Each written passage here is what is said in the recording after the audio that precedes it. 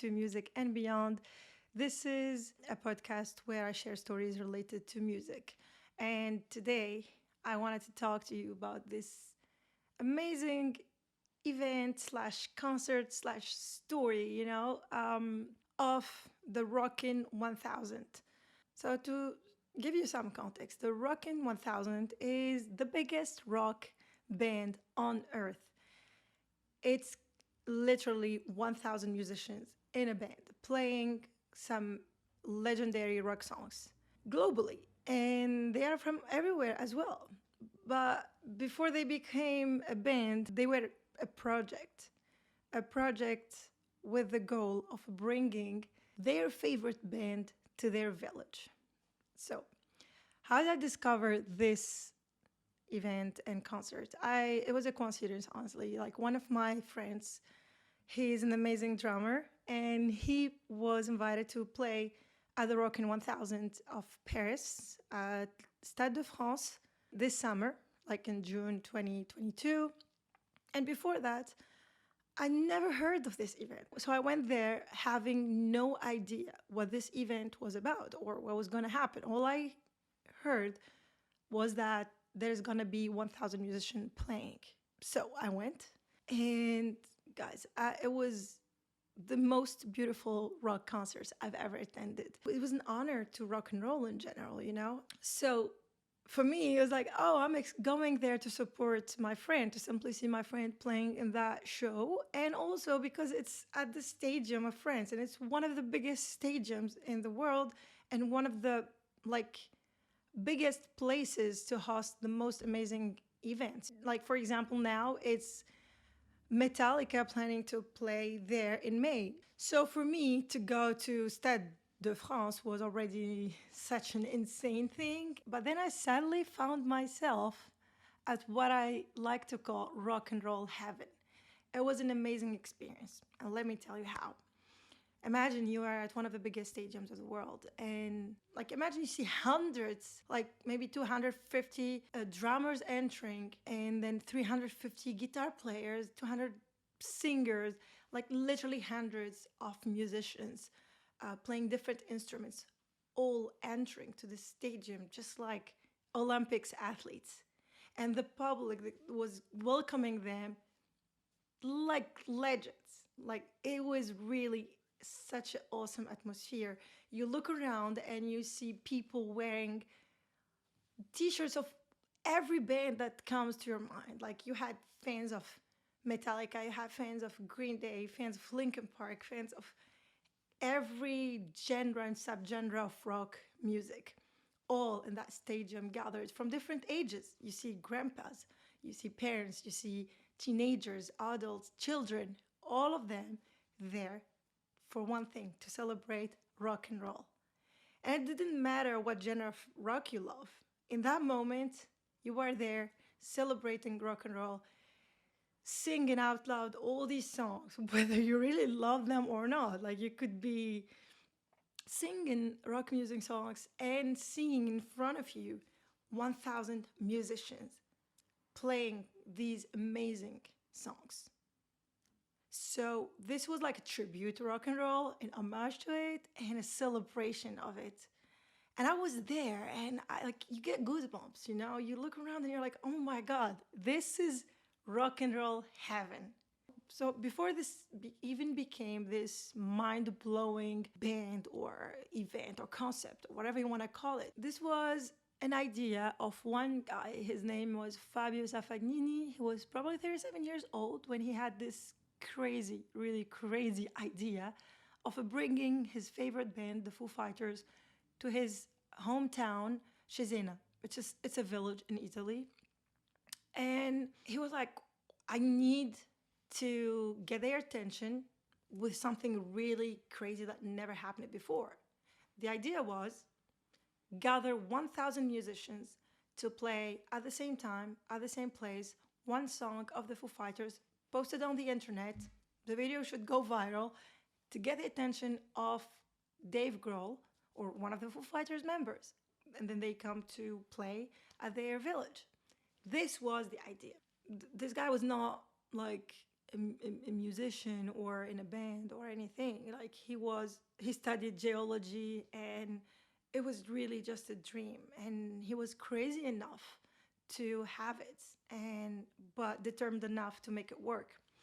When he presented this idea to his friends, some of them were musicians or some of them were videographers, you know, um, they were all like, okay, cool idea, Fabio, but how are you planning on making this work? Because first you need the money, then you need to gather the 1,000 musicians, and then you need an insane organization plus the production of the show in itself. Like, how are you gonna um, make it, how are you gonna ensure that everything is well synced during this performance? Because just by imagining having five drummers, one next to the other, playing one song, things could get messy. You have like either this delay in the playing, or you have um, like the sound is just so unbearable to hear, it becomes a mess, as simple as that. Same thing for like putting five guitar players next to each other. So what if the plan was to bring 250 singers, 150 bass player, 250 drummers, 350 guitar player? It's crazy, I'm telling you. First of all, what they did was, but hopefully his friends wanted to try to make it work, because you never know. If you don't try, you don't know. It was probably the best description for this event would be fake it till you make it. Because none of them had previous experience of planning an event or a concert, let alone doing something crazy that even professionals from the music industry themselves have never done. First step was they set a website called Rockin'1000, and they simply wrote on the homepage, we have a plan. It has to do with the Foo Fighters. No specific details at all. And it worked because they started getting emails, phone calls like, hey, what's going on? Like, what is this about? Few months later, it was mid-December, they decided to upload a video on YouTube where they tell all the details about this, and same thing on the website. It was Fabio who did like a video where it was kind of funny because he kind of make it look as if he's trying to call Dave Grohl, and like Dave is telling him, oh, Fabio, I want to come to Italy. I want to try some Italian food, and Fabio is telling him like, well, we want you to come to Cesena, play for us. And on their website, they simply, asked people to sign in and submit a video of them playing the instrument that they play, or like a video of them singing if they could sing, and so that they could be selected for this project. And they picked the song Learn to Fly because they thought it was the easiest song of Foo Fighters to play. Everybody could play it, everyone could like sing it, nothing too complicated. And then they assigned some roles like guitar guru or drum guru or vocals guru, and it's kind of like the leaders of each instrument. And these musicians that were part of the project organization uploaded videos on YouTube where they give advice, or they explain to the musicians playing the same instrument how to play the parts. For example, the drum guru would upload a video on YouTube where he shares the part of the song that they want the drummers who will submit their videos to play, where he gives them advice. And for example, for the drummers, he told them like, hey guys, don't bring like your full kit. There is not enough space, first. And second, it will be a mess. So bring the like stripped down drum kit. That's all you need. Same thing, a vocalist did a video where she gives them advice on how to sing the song and which part and how to sing it. Same thing for guitar. They shared the part of the chords that they want the guitar players to share. And boom, the words started spread, and they started getting so many musicians from all over Italy sending them videos of like, it was kind of like a contest, but it was open for so many people. So the goal was to give a chance to as many people as possible who were passionate about this project, who loved the Foo Fighters, and who also wanted to be a part of this idea and this project that has never happened before. So it really worked. They got so many people, and then all these people, it was decided they're gonna meet in Cesena, but they were coming with their own expenses because here's another issue that they dealt with: the money for such event, just to rent a place, to afford uh, the necessary stuff like the electricity, the I don't know, like a sound engineer, the lighting stuff, the people who are gonna be filming the video, um, many other expenses, whether it's water, toilet paper, whatever. This costs money.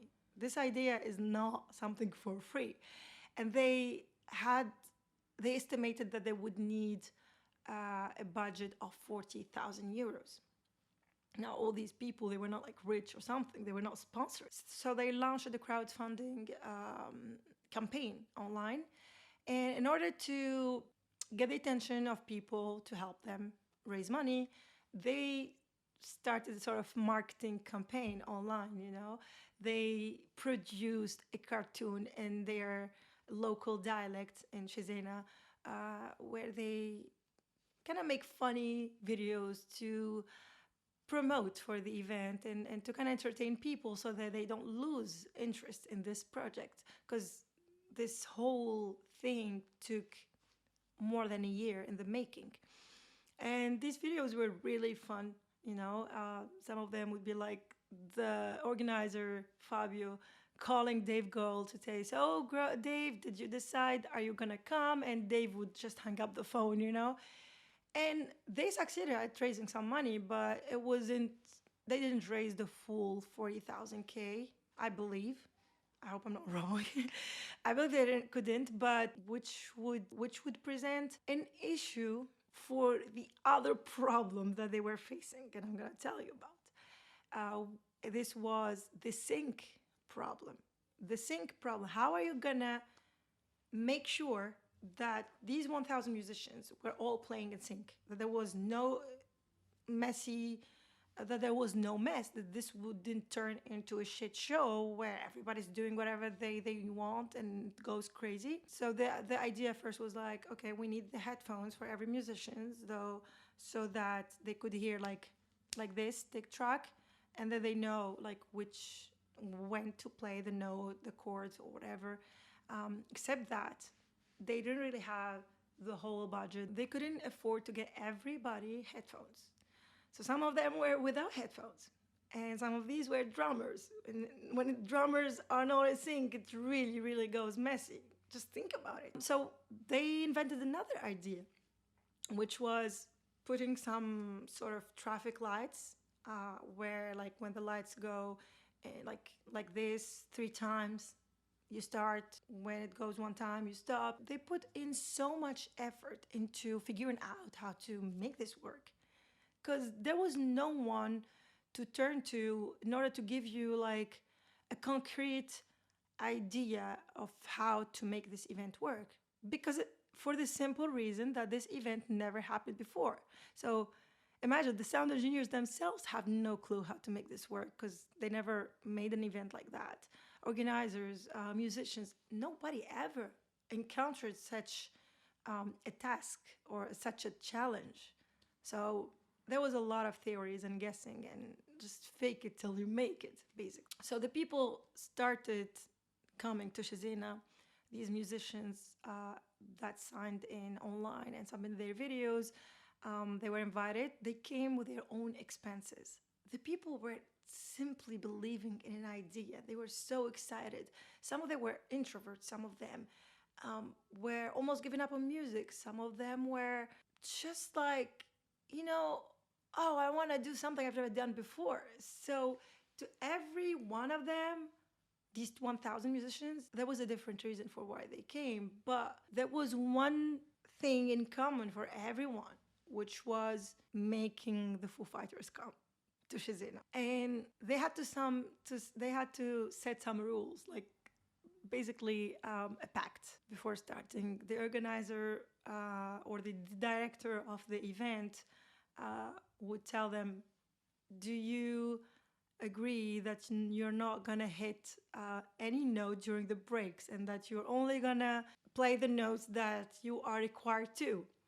And the thing was that in that moment, every musician had to forget about their individual identity as a musician and be a part of this community here who came in the summer to Shizena to play Learn to Fly at the same time, at the same place, for one goal.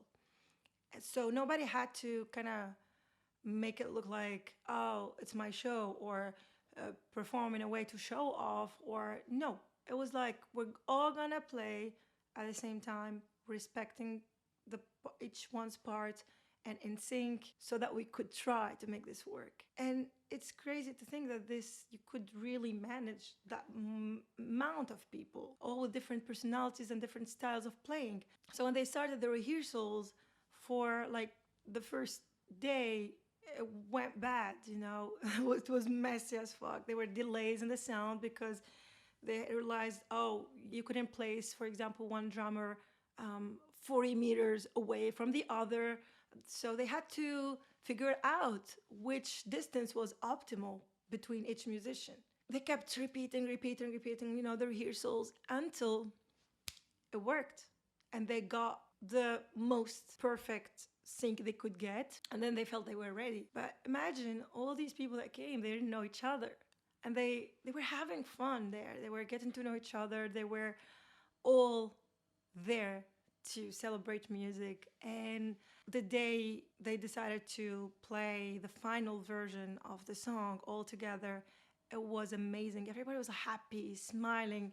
I mean, when you watch the video, it looks like an advertisement. It looks like it's made up, but it's not. It was real. The people were there, happy and excited to play together. That's it.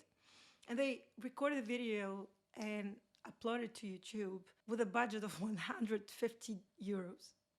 That was their budget for the video. I guess Italy is a country where dreams cannot easily come true, but it's a land of passion and creativity. So our call is to ask you, the Foo Fighters, to come and play for us. Make some noise for the Foo Fighters. Come on! And they didn't know what to expect, and boom, the video in just 3 days, I think it got 15 million views. Eventually, it got the attention of the Foo Fighters, but not only the Foo Fighters, it got the attention of the local media, of the international media. There were TV shows asking the Fabio Safagnini to come for an interview. There were like the national TV of Italy. They played the video on TV, and you had all these families of all these musicians who saw their kids and their nieces or nephews or whatever on TV playing that song. And today that video has like 60 million views or more. It was successful. They got what they wanted. The video went viral, and everybody started, writing on social media about this event or sharing the video. And David Grohl reached out for the Rockin'1000 with the video online, and he spoke in Italian with them, even though he doesn't speak Italian. He thanked them for what they've done, and he expressed that he was really speechless, about this.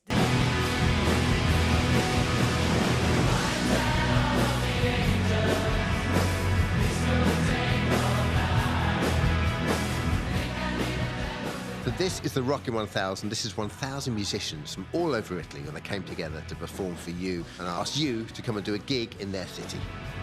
I can't imagine what it's like to be in your shoes when you first saw this, because when I first saw it, I thought it was the greatest thing I've ever seen. Yeah. I remember the day that a hugely emotional moment, because, you just don't think of these things when you're writing your songs with your friends, or scribbling these words on a notepad.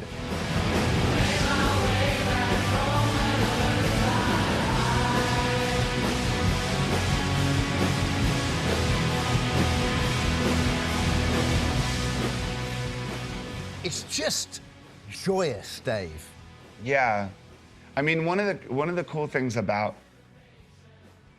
this experience was that it was a direct connection and request from people to the band. It was like, hey, would you please come play our town?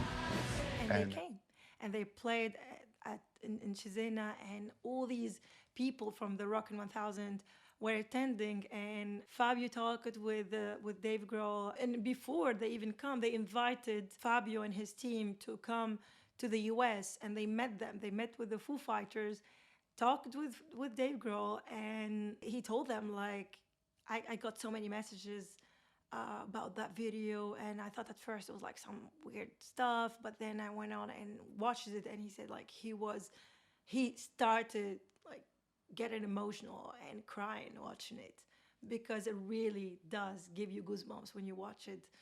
I'm gonna put the link down below so that if you are interested, or you have never seen it, you could go and watch it. But it was really, really a big deal. And for them, it was a dream. Like Fabio, to him, this is his favorite band, and he's getting to meet them, and in this way, and they are giving him the attention he deserves, him and his team. But also, when they prompted them that they would come, they really did. So they came to Cesena, and they invited Fabio on stage, and then they invited one of the musicians who was a drummer there on stage. They allowed them to play. They even let Fabio sit on the chair of Dave Grohl on stage, and it was incredible for them. It was really mind blowing.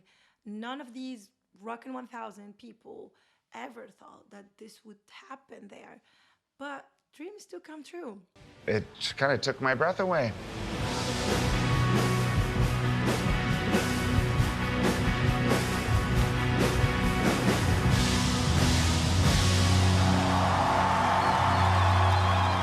Like, it's really such a beautiful story, because it shows how even by being just a fan, there is a lot you could do. And what Fabio here did wasn't just for a personal goal. No, he brought joy to all these 1000 musicians, joy to his team, to the people from Italy. Like, such a pride to see someone from your country making this project come true. And they didn't stop there. The story continues.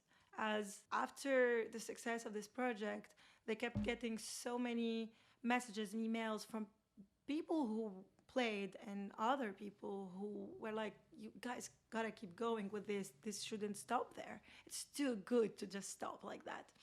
And this turned to become this global band that plays shows in different places of the world. This became the biggest rock band on earth. They kept going with other events where they play like set list of 18 songs of rock and roll. Like, they would play AC/DC, Led Zeppelin, Nirvana, Oasis, many of the classics of rock music, and they would play them in stadiums. So imagine, this started like with an idea. Just in 2019, they played at Stade de France for the first time. It's huge, one of the biggest stadiums. And they played in Frankfurt at an arena for 15,000 people. And there was 1,002 musicians. And this project in Frankfurt achieved the record of the largest rock performance in the world. In 2022, they played again at Stade de France. This is the show where I've seen them, and they started, also inviting other local artists or musicians from different corners of the world to play and be part of this show. They also played recently, like in Brazil, and this was their first performance in South America.